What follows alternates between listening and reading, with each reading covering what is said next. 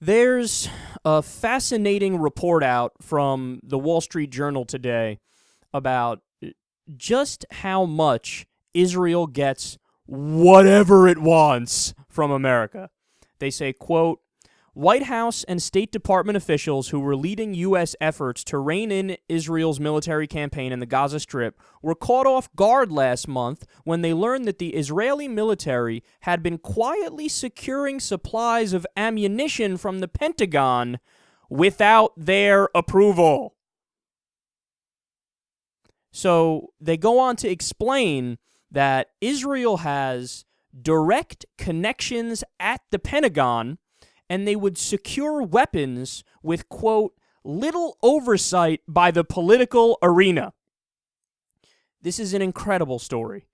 And there is no way that any other country on the planet could have this much of a key to the kingdom when it comes to the United States.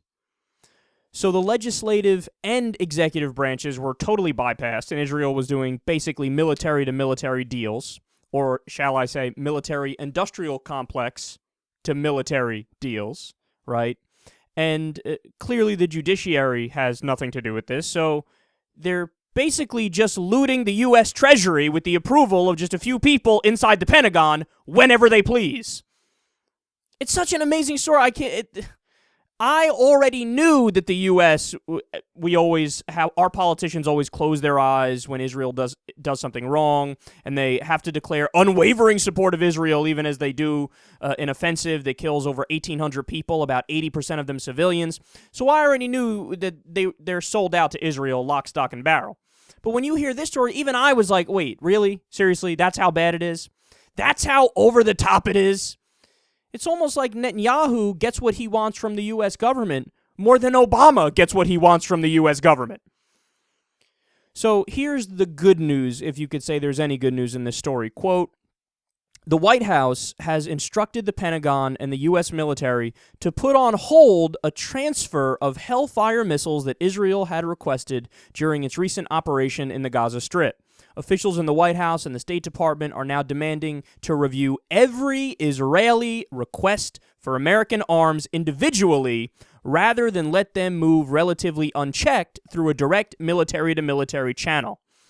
They continue, quote, according to a senior U.S. official, the decision to tighten oversight and require approval of higher-ranking officials over shipments was intended to make clear to Israel that there is no blank check from Washington.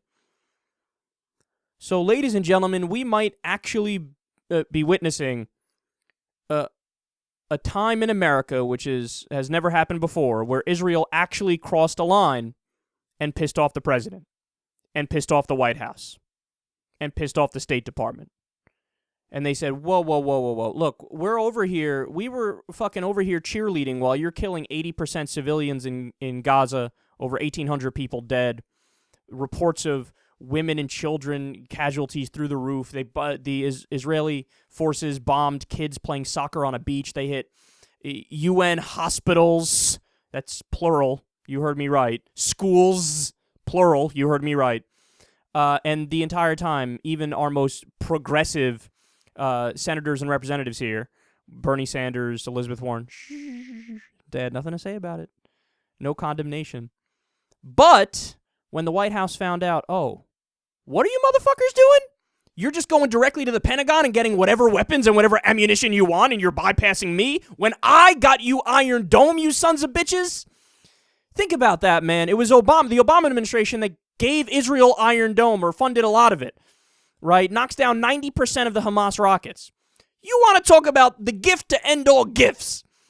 You should worship at the altar of President Obama for that. And he just re-upped it recently. And he's sitting there and he's going, wait. So I'm helping them out all this much and defending them ad nauseum, and now they're going behind my back to get weapons and ammunition from the Pentagon without even coming through us. Fuck you, we're done with you. In a weird way, man, it worked out for the best. Because if I was president, here's what I would have done a long time ago. Cut off all aid to Israel. Yes, I said it. The thing that's so boo in American politics. But meanwhile, if you poll the American people, they're like, yeah, of course. Why would we? Yeah, cut off aid. What are you talking about?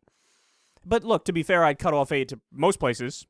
I mean, that's just, I think oftentimes it's wasted, and like we'll give money to Egypt, for example, and then they just buy our guns. So it's us subsidizing the military-industrial complex here to give weapons to regimes that won't even necessarily be loyal to us as far as the eye can see. So I'd cut off aid all over the place, but I'd definitely do it with Israel. And with this recent offensive, sorry, but I would sanction the fuck out of them.